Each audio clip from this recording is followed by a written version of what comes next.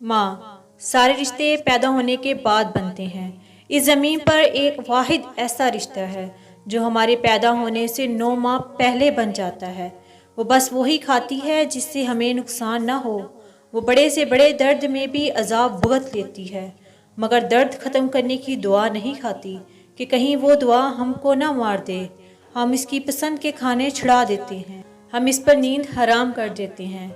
वो किसी एक तरफ होकर चैन से सो नहीं सकती, वो सोते में भी जागती रहती है। 9 महीने एक अजाब से गुजरती है। गिरती है तो पेट के बल नहीं गिरती, पहलू के बल गिरकर हड्डी तड़वा लेती है, तुझे बचा लेती है। इसने अभी तेरी शक्ल नहीं देखी। लोग शक्ल देखकर प्यार करती हैं, वो गायबाना प्यार करती है। लोग तस्वीर मांग कर सिलेक्ट करते हैं। दुनिया का कोई रिश्ता इस खलूस की मिसाल पेश नहीं कर सकता। खुदा को इस पर इतना एतबार है कि इसको अपनी मोहब्बत का पैमाना बना लिया, और जनती है तो क़यामत से गुजर कर जनती है, और होश आता है तो पहला सवाल तेरी खैरियत का ही होता है। खुदा के बाद वो वाहिद हस्ती है जो ऐब छुपा छुपा कर रखती है। तेरी हिमायत में वो अज़र तराशती है कि तेरे बाप को मुतमीन और तुझे हैरान कर देती है।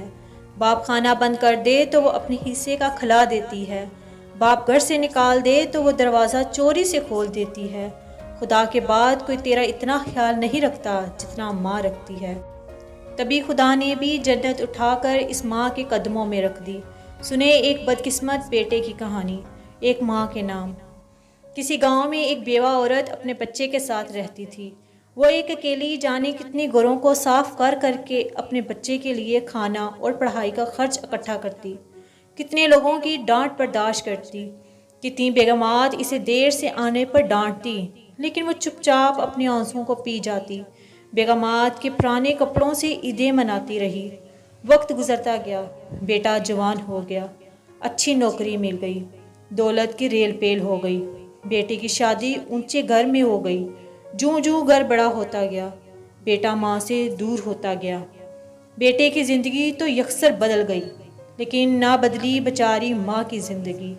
पहले वह दूसरों के घरों में काम करती थी, अब बेटे के घर में सफाई सुथराई इसकी जिम्मेदारी। सारा दिन काम, कपड़े धोना, घर की सफाई, किचन के बर्तन सब माँ की जिम्मेदारी थी। घर के कोने में घर के कबाड़ के साथ माँ की टूटी चारपाई और पुराना कंबल था। माँ के लिए बेटा कभी माँ के पास आता तो माजी की गरीबी से के ताने देता। सर्दी अपनी अरूज पर थी, फटा कंबल बूढ़ी माँ को सर्दी से बचा नहीं पाता था। वो सोचती कि बेटे से कहूँ, बेटा मुझे नया कंबल ले दो। जाने कितनी मर्तबा वो ये सोचकर दरवाजे से वापस लौट जाती, पता नहीं मेरे बेटा परेशान ना हो, इस पर बोझ ना पड़े। मगर बला की सर्दी ने एक दिन इसे मजबूर कर दिया।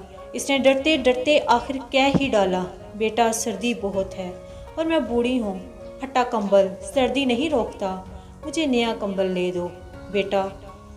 बस फिर जैसे बेटा तो लड़ाई के इंतज़ार में ही था, बेगम से मुखातिब हुआ, देखो मेरी माँ को कितना ख्याल है हमारा।